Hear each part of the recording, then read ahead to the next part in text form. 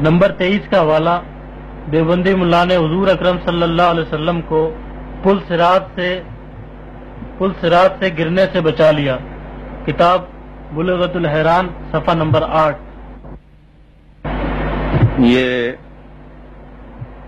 وہی کتاب بلغۃ الحیران فی ربط آیات القرآن، رشید احمد گنگوئی صاحب کے شاگرد اور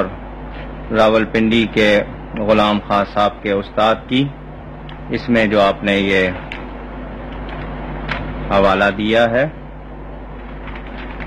یہ دیکھیں۔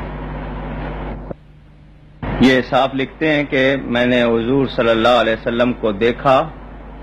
انہوں نے مجھ سے معانقہ کیا، گلے ملے،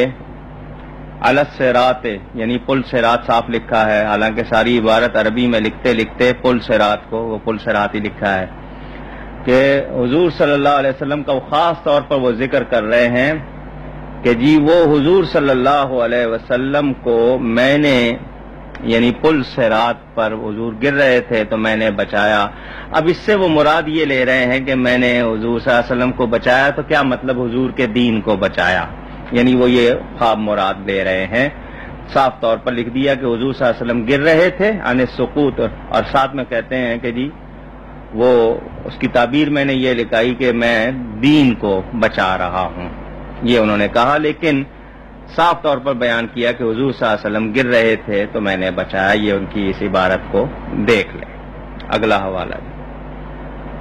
یہاں ایک وضاحت اور کر دوں اس حوالے سے پہلے، کچھ لوگ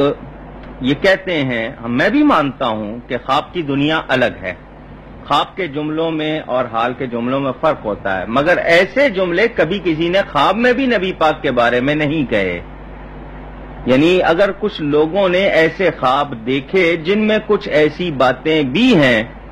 کہ جن کی کوئی تعبیر ہو سکتی ہے، لیکن یہ الفاظ تو سرے سے نہیں ہیں کہ جناب گر رہے تھے حضور اور میں نے بچا لیا، یہ کہاں سے نکال لی ہے بات؟ یعنی ایسے خواب بھی ہم چونکہ اس شخص کا حال دیکھیں جو اللہ کے بارے میں یہ عقیدہ رکھتا ہے کہ اللہ کو پہلے سے پتہ نہیں، جب بندے کر لیتے ہیں بعد میں پتہ چلتا ہے، تو ایسے شخص کے بارے میں کوئی خواب ہو جس میں کوئی بشارت ہو، یا اس شخص کا کوئی خواب ہو جس میں وہ بتائے بشارت ہو، وہ بھی قابل تسلیم نہیں، کیونکہ خواب کی تعبیر سے پہلے بندے کا حال بھی دیکھا جاتا ہے۔ تو جب اس شخص کا اپنا ایمان اور عقیدہ درست نہیں ہے نبی پاک کے بارے میں، یہاں تک یہ لکھ رہا ہے کہ نبی کو طاغوت کہنا جائز ہے، تو ایسے شخص کے ایسے خواب کو کیسے درست مانا جا سکتا ہے؟ تو وہ لوگ جو یہ کہیں کہ نہیں یہ تو جی خواب کا جملہ ہے اور کسی اور خواب سے ملانے کی کوشش کریں، تو واضح ہو کہ خواب کی تعبیر بھی اگر ہوگی تو جس نے خواب دیکھا ہے اس کو دیکھ کر بیان کی جائے گی، یا جس کے بارے میں ہے ایسے لوگوں کے خواب بھی یہ گڑے ہوئے ہیں، یہ سب ان کی اپنی من گڑت باتیں ہیں، تو جو نبی کے بارے میں ایسی باتیں سوچتے ہیں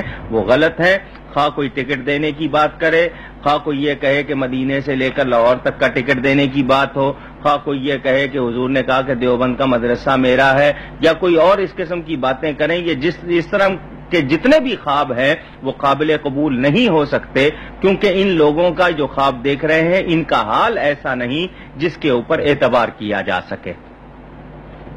اگلا حوالہ